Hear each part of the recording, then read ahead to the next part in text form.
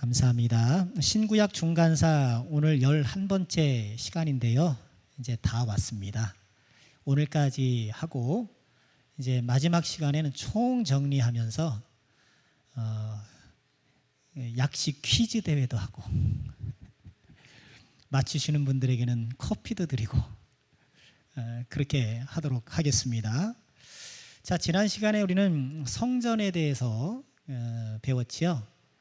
그리고 회당에 대해서 오늘 같이 나누도록 하겠습니다. 이스라엘 역사에서 이제 믿음의 백성들의 하나님 이스라엘 백성들의 구심점이 되었던 곳은 성전이에요. 성전을 중심으로 그들은 신앙생활을 했습니다.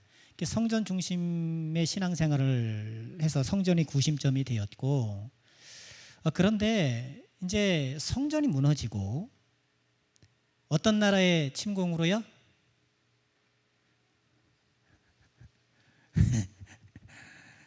참았다가 다음 주에 하셔서 커피 따먹으려고 하시려고 그러는 거죠. 바벨론의 침공으로, 그렇죠? 성전이 무너지고 말았어요. 그리고 저기 해외로 포로를 끌려갔잖아요. 이런 해외로 포로를 끌려갔던 사람들의 어떤 신앙적 구심점이 됐던 것이 회당이에요. 자, 오늘 회당에 대해서 같이 한번 보도록 하겠습니다. 잘 보이시나요? 그 유적은 이스라엘 갈릴리에 가버나움이라고 있죠. 가버나움에 가면 가버나움 회당 터예요. 저 회당은 주후 4세기 무렵에 건립된 회당인데 뭐 전쟁이나 이런 일로 인해서 저렇게 터만 남아 있는 거예요. 바깥에서 보면 이런 모양이에요. 좀 그림이 그려지시나요? 지금 뭔가 좀 지붕이 있고 더 벽이 있어야 되는데 이렇게 부서지고 저 모양만 지금 남아 있고요. 저 갈릴리 가버나움 회당 앞에 가면 이렇게 베드로 동상이 또 있어요. 저기 있는 사람이 누굴까요? 흔한 표주를 한번 사진을 찍어봤습니다. 저 뒤에 있는 동상이 베드로 동상이에요. 그리고 저 밑에 성경 구절이 쓰여 있죠. 영어로 쓰여 있는데 내가 이 반석 위에 내 교회를 세우리니, 그런 거예요. 지팡이를 들고 저 베드로가 손에 들고 있는 게 뭘까요? 잘 보이세요? 잘 안 보일 것 같아가지고 뭘 들고 있어요? 오른손에 들고 있는 게 뭐 같아요? 잘 안 보이나요? 열쇠예요. 그렇죠. 왜 베드로가 열쇠를 쥐고 있을까요? 예수님이 천국 열쇠를 내게 주노라. 그죠? 그래서 양무리를 치는 지팡이와 천국 열쇠를 상징하는 저 열쇠, 저 베드로 동상이 그런 상징을 품고 있죠. 근데 가만 보시면 열쇠가 몇 개예요? 2개예요. 왜 2개를 주셨을까요? 보조키.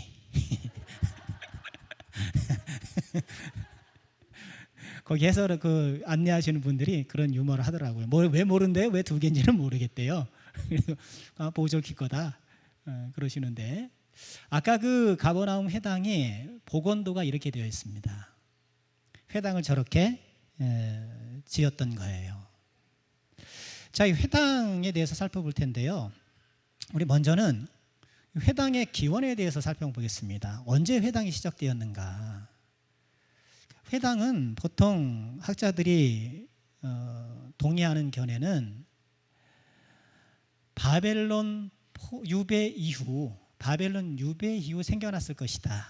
그러니까 주전 586년 유다가 멸망하고 아까 말씀드린 대로 포로로 끌려가고, 그리고 포로로 끌려간 그 포로지에서 어떤 시점인지는 모르겠으나 정확하게 언제부터인지 모르겠으나 그때부터 회당이 생겼을 것이다.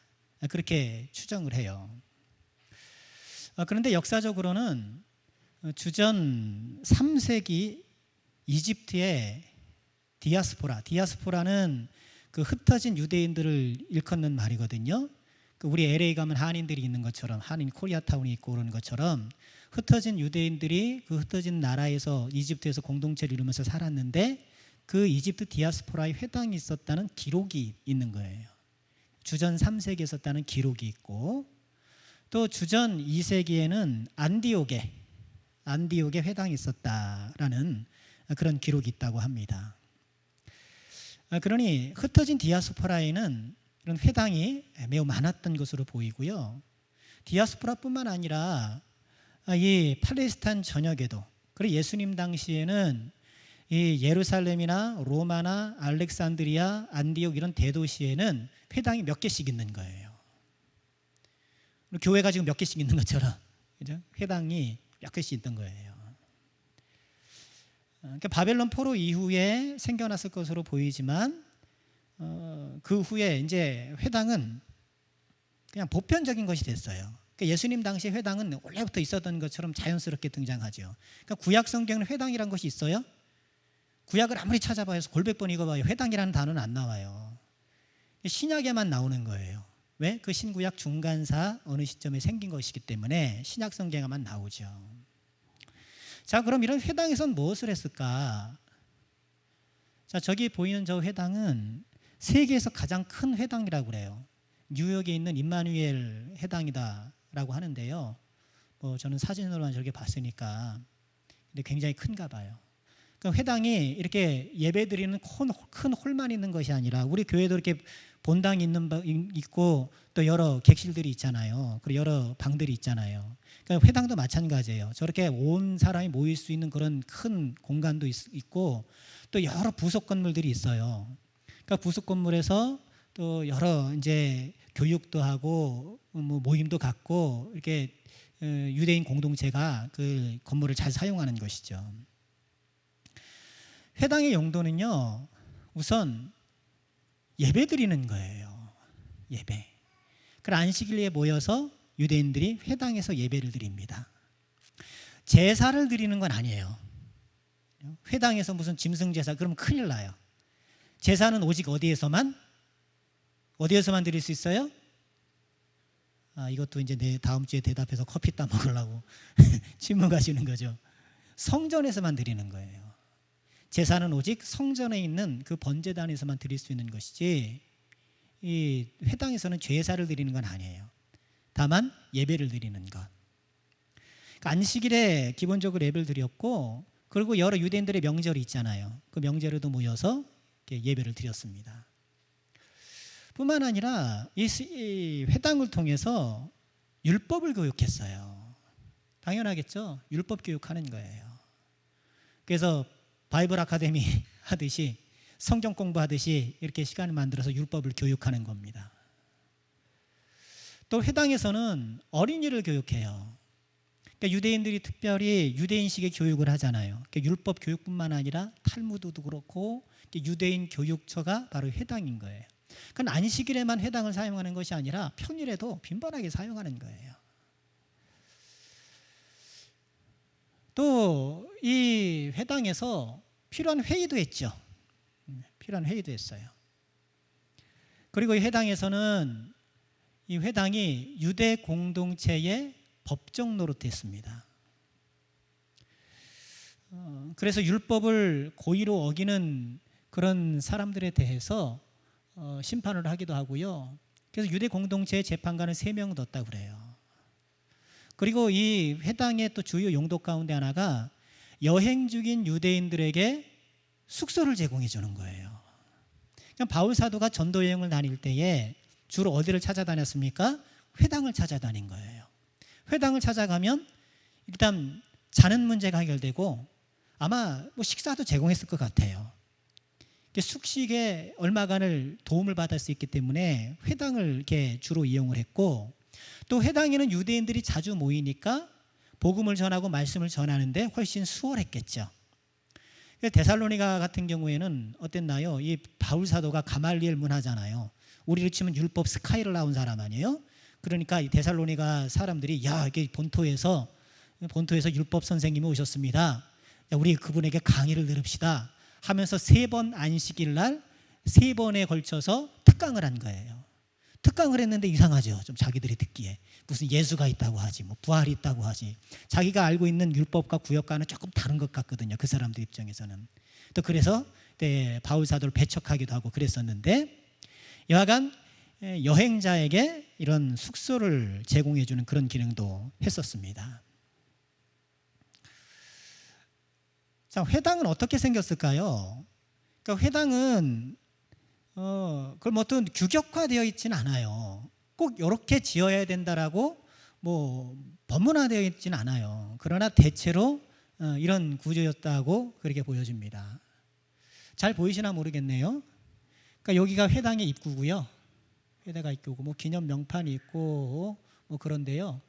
이제 안으로 들어가게 되면 이렇게 1층이 쭉 있고, 잘 보이시는지 모르겠습니다. 여기 중간에 설교단이 있습니다. 설교단이 있고, 그리고 이쪽 벽면에 여기 개약의 성계라고 이렇게 써 있는데, 그 성경 두루마리를 넣는 그런 괴가 이 벽에 위치해 있는 거예요. 그리고 통상 이 벽면은 예루살렘을 향하게 지어졌다 그래요.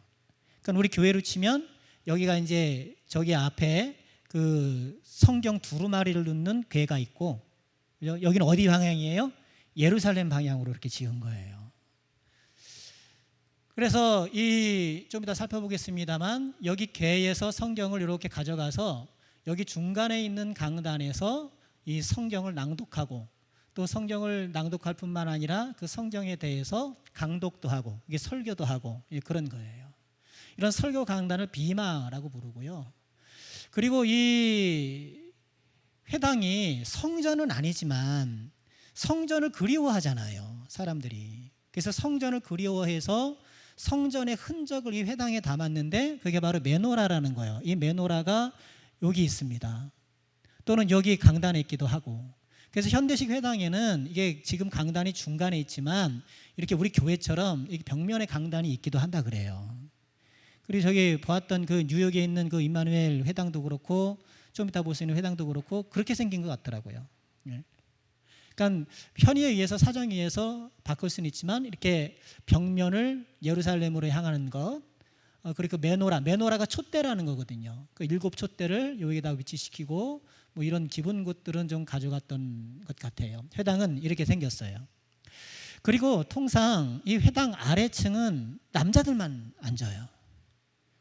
그리고 2층엔 누가 앉을까요? 여자들은 2층으로 가셔야 돼요. 여자들은 2층으로 가셔야 돼요. 그럼 여기 몇 명 없겠네. 이게 구분했어요. 네. 지금도 그래요. 지금도 유대인 회당은 남자 들어가는 자리, 여자 들어가는 자리 따로 있어요. 통고벽도 말씀드렸죠. 통고벽도 남자들 가서 흔들고 기도하는 데와 여자들 흔들고 따로 가 있어요. 네. 자, 회당의 구조는 대체로 저렇게 되어 있습니다. 그러니까 단순해요. 그죠? 단순해. 뭔가 좀 성전처럼 막 의미를 막 부여해가지고 막 이렇게 막 그 복잡스럽게 하지 않고 실용적인 공간이 되었던 것이죠. 자, 회당의 조직을 좀 볼까요? 저기 있는 그림은요, 세계에서 2번째로 큰 회당인데, 부다페스트였나? 거기 회당이래요. 헝가리 부다페스트 맞죠? 헝가리 부다페스트. 거기에 있는 회당인데 또 굉장히 화려해요, 보니까. 근데 보통 회당은 아담한 사이즈래요. 왜냐하면 예배를 드릴 때 무슨 요일에 가요? 좀 대답 좀 하세요. 무슨 요일에 가요? 안식일에, 그죠? 안식일에 예배를 드리러 가니까. 근데 유대인들은 안식일에 많이 활동을 하면 안 되잖아요. 그렇죠? 유대인들은 안식일에 2km 정도까지만 움직이는 걸로 그렇게 정해놨단 말이에요. 그러니까 안식일에 예배를 드리러 가려면은 2km 안에 있어야 되는 거예요. 그러니 2km 안에 반경에 있는 사람들만 모이면 되는 거니까 회당은 작아도 됐던 거예요. 그런데 이제 현대는 그렇지 않은가 봐요. 저기 뭐 얼마나 많은 사람이 모이고, 그리고 연초에 그런 보도 보셨는지 몰라요. 예루살렘의 회당이 붕괴돼가지고 몇 사람이 죽었다라는 그런 보도가 있었어요. 그 집회 때 안식일 집회인지 무슨 축제 집회 때 유대인들이 다 이제 까만 양복 입고 막 그렇게 다니잖아요. 그런 사람들이 몇만 명이 그 회당에 운집한 거예요. 근데 회당이 붕괴돼 가지고 여러 사람이 죽고 다치고 했다라는 그런 보도가 있었는데, 자, 회당의 조직을 보면은요, 굉장히 단순해요. 먼저 회당장이 있습니다. 회당장 들어보셨죠? 그러니까 회당장은 말 그대로 회당에 어떤 책임을 지는 사람인데 특이한 거는 3명으로 구성되어 있다는 거예요.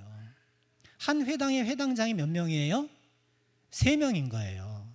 이거 잘 몰랐죠? 그냥 의뢰 회당장이니까 한 명일 거라고 생각하잖아요. 성경 잠깐 찾아보시겠어요? 관련 구절 마가복음 5장 22절 한번 찾아보죠. 마가복음 5장 22절 한번 찾아보겠습니다. 창세기부터 훅 넘기시는 분은 안 계시네요. 마가복음 5장 22절 찾으셨나요? 같이 읽죠. 시작. 회당장 중에 하나인 야이로라 하는 이가 와서 예수를 보고 발 아래 엎드렸다. 야이로가 뭐 때문에 엎드렸을까요? 자기 딸 때문에. 12살 딸이 지금 병들어 죽게 되었잖아요. 그래서 예수님께 와서 무릎 꿇었는데 회당장 중에 하나. 회당장 중에 하나. 또 기왕 찾은 것도 찾아보실까요? 사도행전 13장 15절도 한번 찾아보실까요? 사도행전 13장 15절 한번 찾아보시죠. 사도행전 13장 15절 여러분들이 읽어주세요. 시작.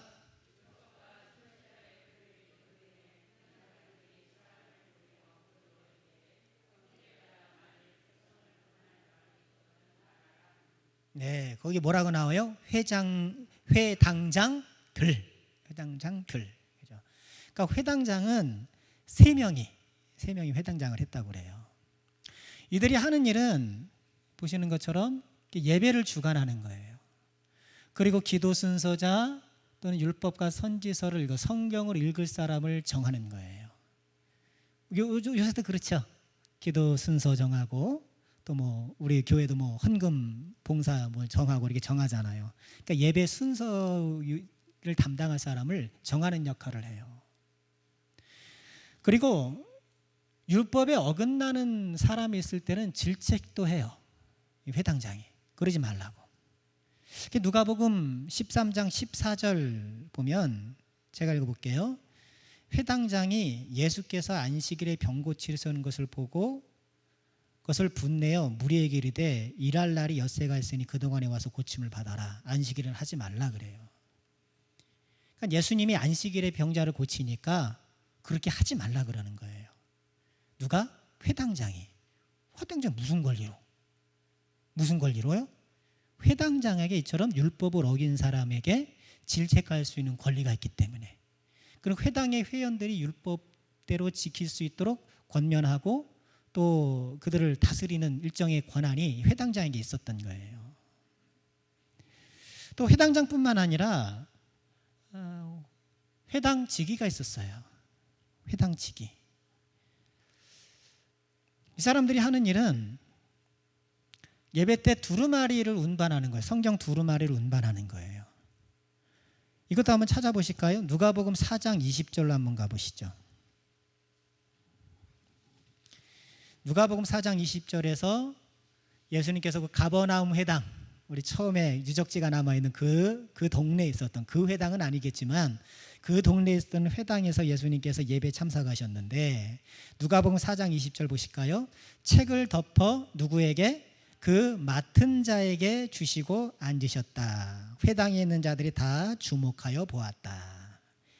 그러니까 책을 덮어서 맡은 사람이 있는 거예요. 맡은 사람이 누구예요? 그 사람이 회당직이었던 거예요. 그러니까 법계 안에서 이게 성경책을 아무나 끌고 가는 게 아니잖아요. 아무나 끌고 가는 게 아니니까 특별히 그 책임을 맡고 저기 안에 그 벽에 있는 그 궤를 열어서 그 성경 두루마리를 가져다가 성경을 읽기로 정해진 사람에게 전달해 주는 거예요. 이건 뭐 굉장히 의미를 부여했던 그런 순서 담당자인 거예요. 우리 교회에게 헌금을 이렇게 앞으로 가져오신 분들 있잖아요. 그 굉장히 그 의미가 있는 그 직분이에요. 온 성도들의 그런 헌금을 담아서 하나님 앞에 강대상이 무슨 하나님은 아니지만, 그죠? 상징적으로 하나님 앞에 올려드리는 그 일을 한다는 건 굉장히 귀한 일이거든요. 그러니 헌금위원을 맡으신 분들은 정말 기도하면서 귀한 일을 맡고 있다는 생각을 하시고 지금 잘 감당하고 계시지만 잘 감당해 주시면 고맙겠습니다. 그리고 회당직이 하는 일은 기도하고 찬양하고 설교한 이런 순서자에게 통제해 주는 거예요. 요즘은 전화가 있으니까 아이고 누구 집사님 그죠? 다음 주 기도입니다 어쩌고 저쩌고입니다 이렇게 할 수가 있는데, 옛날은 어떻게 해야 돼요? 직접 찾아가야 되는 거예요. 아니에요? 직접 찾아가야 되잖아요. 그냥 찾아가서 아무개 성도님 다음 주 혹은 다다음 주 성경 낭독해 주십시오. 그럼 준비하는 사람도 어떻게 했습니까? 그 사람도 이제 마음의 준비를 하고 기도로 준비를 하면서 그걸 준비했겠죠. 또 이 회당직이 했던 일은요, 태형을 집행했어요. 그러니까 아까 이 회당장이 율법에 어긋나는 사람이 있을 때 질책을 했다 그랬잖아요. 근데 만약에 이 율법을 어긴 사람들이 일부러 계속 그러고 반복적으로 그런다 하면 유대인들이 회의를 열어가지고 그 사람에게 태형을 가하기도 하는 거예요. 근데 그 누가 때려요? 회당지기가 그 일을 하는 거예요. 회당지기가. 근데 때리는데 신명기 25장 3절에 의하면 40대를 넘으면 안 되는 거예요. 그럼 몇 대까지 때렸을까요? 39대. 그게 바울 사도가 그런 고백을, 내가 40에 하나 감한 매를 3번 맞았다. 40에 하나 감한 매, 그러니까 39매를 유대인 회당해가지고 말씀을 전하고 거기서 이제 살다가 너 이제 무슨 이상한 소리 하고 있는 거야 막 그러면서 데려다가 이제 이렇게 때렸던 거예요. 그리고 회당지기가 나팔을 불어서 안식일의 시작과 끝을 알려요. 나팔을 쫙 불어서 안식일이 시작됐구나. 자, 안식일은 언제 시작되죠? 아침이에요, 저녁이에요? 저녁에 시작되는 거예요. 우리는 아침에 해가 떴습니다. 하루를 아침에서 시작하는데 저녁부터 저녁부터. 왜냐하면 창세기에 저녁이 되고 아침이 되니 이제는 첫째 날이라. 저녁이 되고 아침이 되고 저녁 되고 아침이 되고 이 하루를 본 거예요. 그래서 오늘 저녁부터 하루가 시작돼서 다음 날 저녁까지 하루가 되는 거예요. 근데 여러분 그건 이상하지가 않아요. 낯선 게 아니에요. 우리도 하루가 몇 시에 시작돼요? 밤 12시에 시작되잖아요. 밤 12시에 시작되는 하루가. 그리고 밤 12시 끝나잖아요. 그러니 특별히 이상할 것도 아니에요. 저녁에 시작하고 그러는데 안식일이 시작되는 나팔을 불고 안식일이 끝날 때 나팔을 불고 이렇게 또 시간을 알리는 그런 일을 했다는 거예요. 자, 그러면 이 회당에서는 어떻게 예배를 드렸을까? 회당 예배를 좀 살펴보고 정리를 해볼게요. 회당 예배는요. 자, 우선 회당 예배는 쉐마 낭송으로 시작이 돼요. 쉐마는 샤마라는 그 동사, 듣다라는 동사의 명령형이에요. 쉐마, 들으라 이스라엘아 하면서 쉐마 낭송을 통해서 이게 회당 예배가 시작돼요. 잘 적으세요. 커피 먹으려면. 잘 적으세요. 쉐마 낭송을 해요. 근데 이 쉐마 낭송은 정해진 구절이 있어요. 신명기 6장 4절 9절 11절 13절 21절 민수기 14장 37절로 41절까지 요 세 구절만 이게 낭독을 하는 거예요. 자, 신명기 6장 4절 한번 찾아보실까요?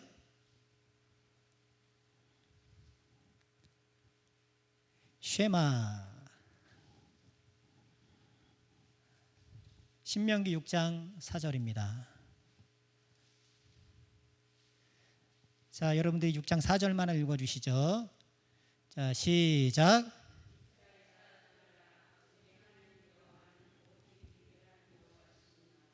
그래요.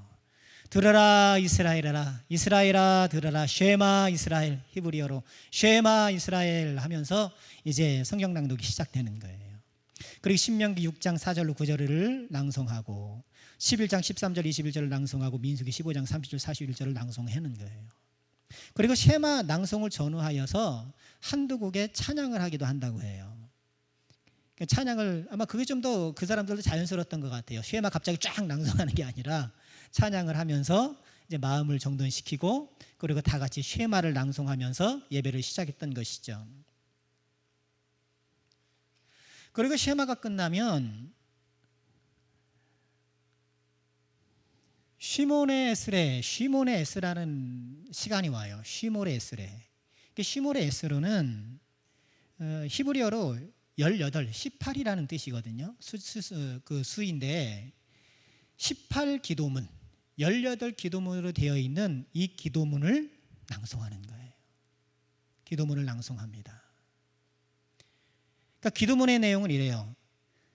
첫 번째 기도문 들어보세요. 찬양 받으소서 야훼시여, 아브라함의 하나님, 이삭의 하나님, 야곱의 하나님이시여, 지극히 크신 하나님, 하늘과 땅의 창조주, 우리의 방패요 선조들의 방패십니다. 찬양 받으소서 아브라함의 방패시여. 이것이 1번 기도예요. 이런 기도가 몇 개요? 18개. 18개 기도를 해요. 그리고 이 18기도문은 유대인들이 보통 하루 3번 이 기도를 드리는 거예요. 경건한 유대인들은 하루 3번 이것을 기도하는 거예요. 그리고 이 18기도문은요. 좀 자꾸 하다 보니까 자꾸 이상한 상상이 들죠. 예? 18기도문은 이 18기도문은 앞에 3기도는 찬양, 뒤에 3기도도 찬양이에요. 지금 말씀드린 것처럼 찬양 받으소서 이렇게 되고, 마지막 18번째 기도도 당신의 평화를 당신의 백성 이스라엘에게 주시고 우리 모두를 항상 축복해 주옵소서, 찬양 받으소서, 평화를 주시는 야훼시여. 이렇게 찬양한단 말이에요. 그러니까 처음에 3개도 찬양, 끝날 때 3개도 찬양. 그럼 가운데 몇 개가 남아있어요? 12개가 남아있죠. 그죠? 12개가 남아있는데 4번 기도는 이런 거예요. 우리 아버지시여, 당신으로부터 오는 지식과 당신의 토라로부터 오는 통찰과 깨달음을 우리에게 허락하소서. 찬양 받으소서. 깨달음을 주시는 야훼. 하나님, 말씀을 깨닫게 해주세요. 찬양 이후에 다 첫 번째 기도가 그래요. 토라를 깨닫게 해주세요. 토라가 율법이라는 뜻이거든요. 토라를 깨닫게 해주세요. 율법을 깨닫게. 첫 번째 기도예요. 찬양 후에.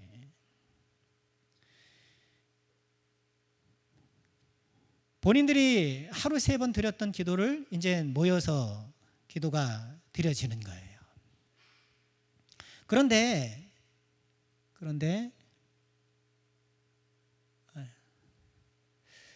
이제 1세기 말에 교회와 회당이 분리가 돼요. 그때부터 본격적으로. 그러니까 예수님을 믿는 유대인들이 있고 예수를 믿지 않는 유대인들이 있을 수 있잖아요. 근데 아직 그들의 신앙의 성격이 막 확게 갈라지고 그러진 않았는데, 이제 1세기 말이 되면서 회당과 교회가 구분하기 시작돼요. 왜냐하면 유대인들이 이제 기독교를 믿는 사람들을 본격적으로 배척하게, 예수님 당시에도 그랬지만 본격적으로 배척하기 시작했기 때문에 그래요. 그래서 본래 12번째 기도는 이렇게 되어 있었어요. 변절자들에게는 희망이 없게 하시고 거만한 정부를 하루속히 우리 시대에 멸절시키옵소서. 찬양 받으소서. 오만한 자들을 거꾸로 뜨시는 야훼시여. 이렇게 되어 있었어요. 그런데 1세기 말에 이 12번째 기도가 살짝 바뀌어요. 어떻게 바뀌냐면, 배교자들에게 희망이 없게 하소서. 당신은 거만한 통치권을 우리 시대에 멸절하소서. 그리고 나사렛파들과 유대교들을 속히 망하게 하소서. 나사렛파를 딱 집어넣은 거예요. 나사렛파가 누굴까요?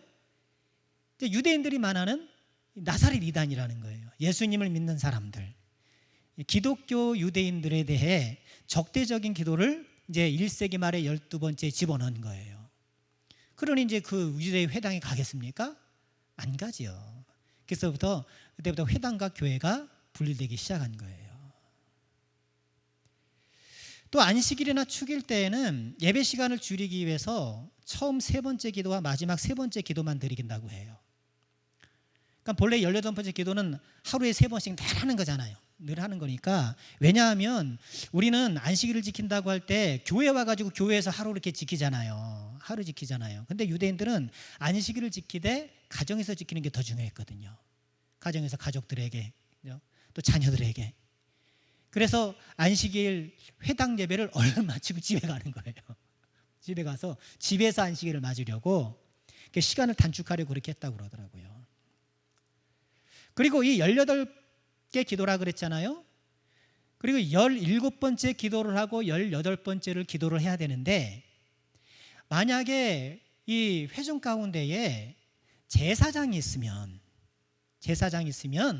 그 제사장이 17번째, 18번째 사이에 등장해서 온 회중을 축복하도록 했다고 그래요. 근데 제사장이 없으면 그냥 넘어가고, 제사장이 있으면 17번째, 18번째 사이에 기도를 하는 거예요.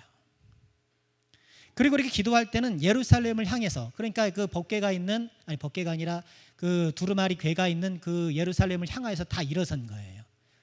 18기도만 할 때는 이렇게 떡하니 앉아가지고 다리 꼬고 있는 게 아니라 어떻게 해요? 다 일어나서 하는 거예요. 그리고 전체 회중이 통성으로 기도하는 게 아니에요. 전체 회중이 통성으로 기도하는 것이 아니라, 아까 기도 순서자가 있었다 그랬잖아요. 그 기도 순서자가 대표로 기도하고 회중은 아멘으로 응답하는 거예요. 기도 순서자가. 자, 이렇게 기도 시간이 끝나면 토라와 선지서를 낭독합니다. 토라 선지를 낭독하는데, 그 토라를 다 읽을 수는 없잖아요. 모세오경이 토라거든요. 다 읽을 수 없잖아요. 그러니까 그것을 이렇게 구분을 합니다. 구분을 해요. 구분을 해서 어떨 때는 1년에 다 읽을 수 있도록, 1년에 다 읽을 수 있도록. 그러면은 모세오경이 1년이 52주 정도 되니까 한 번 읽으려면 한참 걸리잖아요. 창세기만 해도 50장인데 다 합치면 몇 장이죠? 그건 좀 제가 생각을 안 해봤네. 몇백 장 될 것 아닙니까? 모세오경이. 근데 그걸 읽으려면 아주 한참 걸리는 거예요. 그래서 1년에 다 읽도록 진도를 나누기도 하지만 3, 4년에 한 번씩 토라 전체를 읽도록 진도를, 그 부분을 나눴다 그래요. 그 지혜롭죠. 그래서 한 3, 4년 계속 회당 예배에 참석하면 성경을 다 읽는 거예요.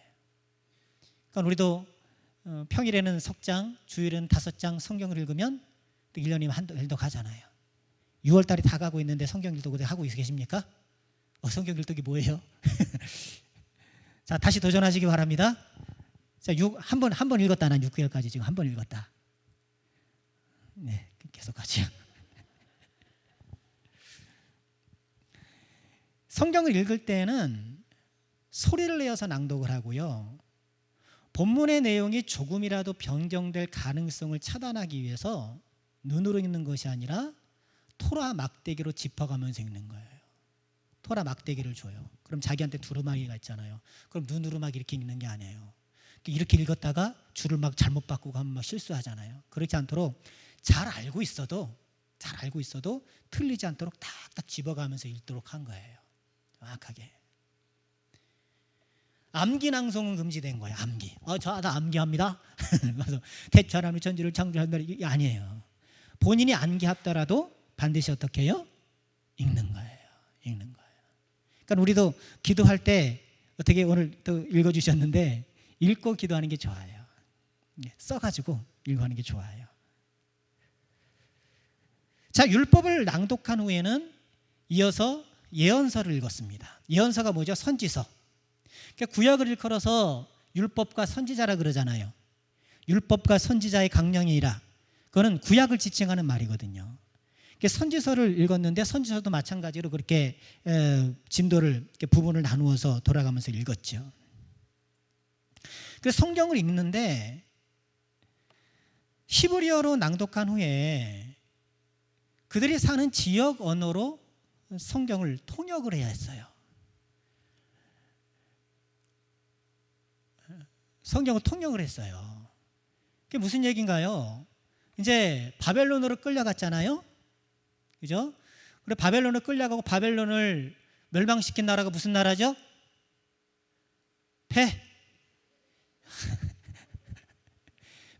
패자로 시작된 말은 페르시아. 페르시아예요. 근데 페르시아는 무슨 말을 쓰냐면 아람어를 쓰거든요. 그리고 페르시아가 유대 땅을 오랫동안 그 지역을 오랫동안 지배한 덕에 유대인들도 일상 언어는 아람어를 써요. 히브리어는 문자로 쓰고. 그래서 먼저 말씀드리잖아요. 멜 깁슨의 패션 오브 크라이스트 그 영화에 나오는 그 대사가 아람어거든요. 네, 아람, 영어로 안 하고 히브리어도 안 하고 아람어로 한단 말이에요. 그게 일상 언어였기 때문에. 그러니 팔레스타인에서 나고 자란 유대인들은 아람어가 더 쉽겠죠. 그죠? 그러니 성전에 가면 히브리어로 낭독된 거를 이제 아람어에 익숙한 유대인들이 들을 수 있도록 통역을 해주는 거예요. 근데 그렇게 통역을 하다 보니까 어떻게 될까요? 아람어 성경이 생길 수 있겠죠. 그렇죠? 그러니까 창세기를 히브리어로 말했는데 그거를 아람어로 바꿔. 그럼 아람어로 바꾼 거를 사람들이 기록할 수도 있잖아요. 그렇게 아람어로 기록된 성경을 탈굼 성경이라 그래요. 탈굼 성경. 아주 중요한 문화적 가치가 있는 그런 성경이에요.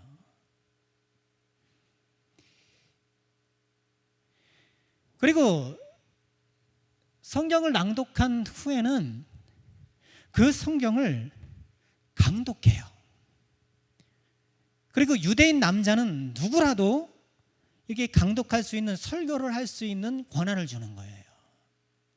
그래서 예수님이 이 가버나움 회당에서 성경을 낭독한 후에 그 설교자가 될 수 있는 권리를 이용해서 말씀을 전하신 거죠. 누가복음 4장 16절로 한 말씀 보실까요? 다시 아까 4장 보시긴 하셨습니다만, 나사렛 회당에서 누가복음 4장 16절, 예수님이 회당 예배에 참석하신 거예요. 안식일에. 예수께서 그 자라나신 곳 나사렛에 이르사 안식일에 늘 하시던 대로 회당에 들어가사 성경을 읽으려고 서심해 선지자 이사야의 글을 드리거늘. 예수님께서 이사야의 글을 핀 게 아니에요. 그 회당지기가 그 안식일에 읽어야 될 범위가 어디예요? 이사야 말씀인 거예요. 그걸 가져온 거예요. 그리고 예수님께서 읽으셨는데 특히 어디를 읽었습니까? 주의 성령이 내게 임하셨으니 이는 가난한 자에게 복음을 전하게 하시려고 내게 기름을 부으시고 나를 보내사 포로된 자에게 자유를, 눈먼 자에게 다시 보게 함을 전파하며 눌린 자를 자유롭게 하고 주의 은혜의 해를 전파하게 하려 하심이라 하였더라. 이사야 62장을 읽으신 거예요.